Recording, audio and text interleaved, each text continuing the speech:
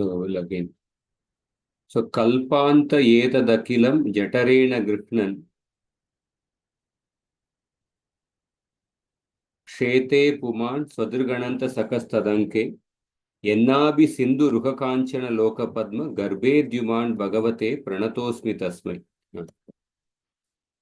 So accepting in this 14 to 16 shloka, in 3 shlokas, Dhruva Maharaj is telling about the identity of the Supreme Lord. You are the same person. At the end of the Kalpa, you accept all the universe in your abdomen. And you sleep on the lap of Ananta, who is your own friend. And the center of the golden lotus, forming all the planets, which rises from your navel, Brahma appears. So I offer respects to that Supreme Lord. So Bhagavan is sleeping in the lap of Ananta Sesha in the Yoga Nidra. There's a verse in Champu Ramayana which says that the Supreme Lord, when he is in Yoga Nidra, at the same time, he is also alert to give protection to all the planets. Generally, a person, when he is sleeping, he cannot give protection to others. But the Lord, while being in Yoga Nidra, he is also alert to give protection to everyone. So, Prabhupada's purport in the shloka. Dhruva Maharaj's understanding that the Supreme Personality of Godhead, of the Supreme Personality of Godhead is complete, because in the Vedas it is said that Yasmin Vigyate Sarvamevam Vigyatam Bhavati. Knowledge received through the transcendental causeless mercy of the Lord is so perfect that by that knowledge the devotee becomes acquainted with all the different manifestations of the Lord. So the form of the Lord who was present in front of Dhruva Maharaj is Kshirodakshaya Vishnu. But by the mercy of the Lord, Dhruva Maharaj could also understand the other two Vishnus, that is Garbhodakshaya Vishnu and Karanodakshaya Vishnu. Regarding Karanodakshaya Vishnu, it is mentioned that Yasyaika Nishvasita Kala Matavalambya Jivanti Loma Vilaja Jagadanda Nata Vishnur Mahan Sa Iha Yasya Kala Vishesho Govinda Madipurusham Tamaham Bhajami. So at the end of each and every millennium, when all the material worlds are dissolved, everything enters the body of the Garbhodakshaya Vishnu, who is lying on the lap of Sheshanaga, another form of the Lord. The entire universe is nothing but one breath for the Lord, one breath for the Mahavishnu. So sometimes atheists may argue that how can a flower sprout from the navel of Garbhodakshaya Vishnu? So they say all these Shastras are mythology. So therefore, as a result of their inexperience in the absolute truth and the reluctance to accept authority, they become more and more atheistic. But a devotee like Dhruva Maharaj, by the grace of the Lord, knows all the manifestations of the Lord and their different positions. It is said that anyone who has even a little of the Lord's grace can understand his glories. Atapi te deva padambujadvaya prasada leshanu grihita evahi janati tattvam bhagavan mahimno nachanya mekopi chiram vichinvan.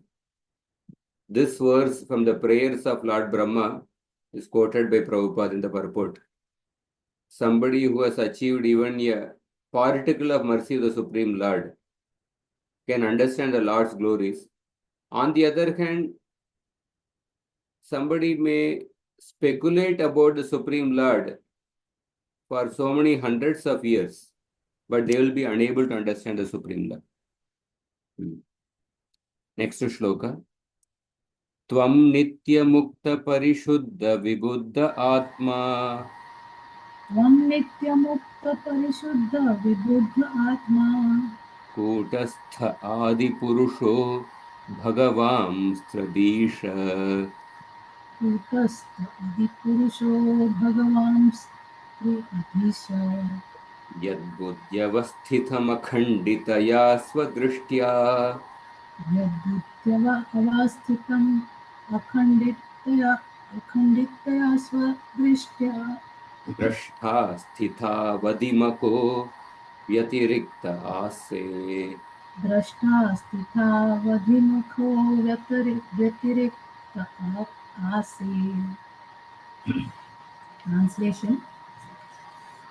My Lord, by your unbroken transcendental glance, you are the supreme witness of all stages of intellectual activities. You are eternally liberated, your existence is situated in pure goodness, and you are existent in the supersoul without change. You are the original personality of Godhead, filled with six opulences, and you are eternally the master of the three modes of material nature. Thus, always you are always different from the ordinary living entities.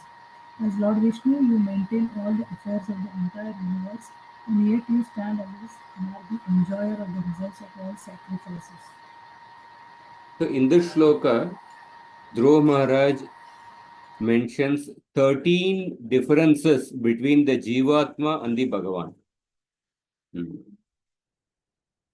The first difference is that Nitya.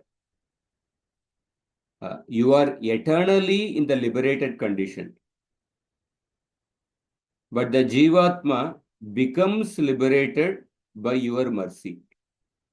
Jivatma is Nitya Baddha, and when by your mercy he becomes liberated. He becomes liberated. He becomes the Mukta Jivatma.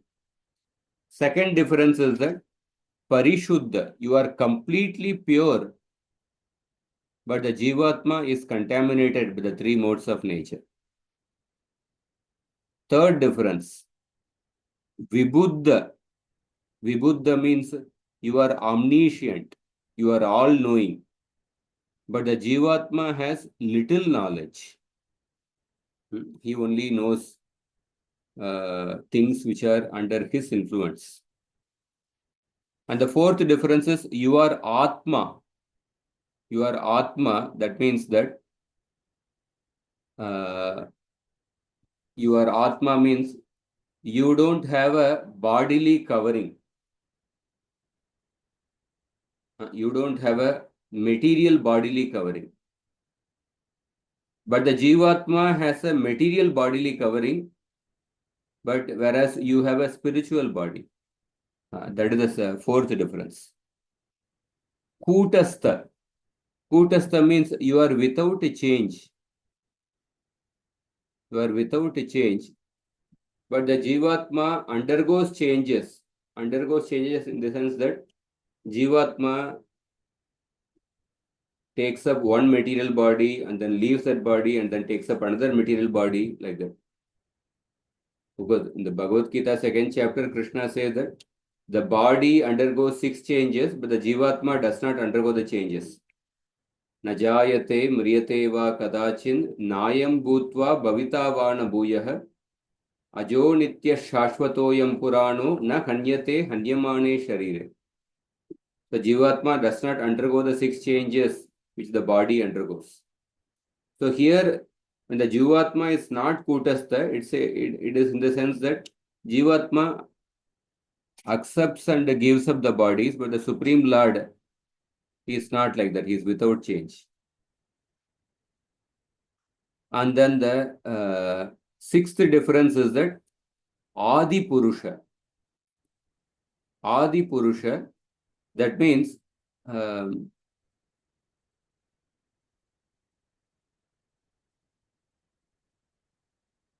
you extend over all time in one form. Whereas the Jivatma takes many forms over the time. The Supreme Lord extends over all the time in the same spiritual form. But the Jivatma, he takes up many forms in the same time. He takes up many bodies over the time. So that is the meaning of the word Adi Purusha. And then our Adi Purusha, the